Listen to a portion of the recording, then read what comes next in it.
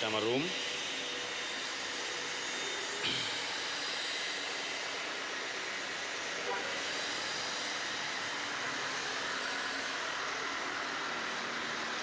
Room থেকে এই দিক থেকে ভুটানের বর্ডার আছে, আর ওই যে দূরে পাহাড় দেখা যাচ্ছে, ওখানে হিমালয় পর্বত শৃঙ্গ, বেশ কিছু পাহাড় রয়েছে এখানে, কাঞ্চনজঙ্ঘা, কৈলাস, আরও বেশ কিছু পাহাড়, সবগুলোর নাম তো জানি না। আর দূরে সাদা যে পাহাড়টা দেখা যাচ্ছে, এটা আসলে সাদা না, এখানে বরফ পড়ছে। আমরা আজকে ওখানে যাব আর একটু পরে।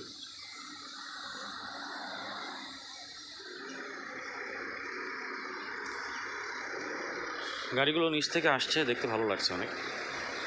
আমরা এখন সমতল ভূমি থেকে সম্ভবত 8 থেকে 10,000 ফিট উপরে আছি। অনেক সুন্দর।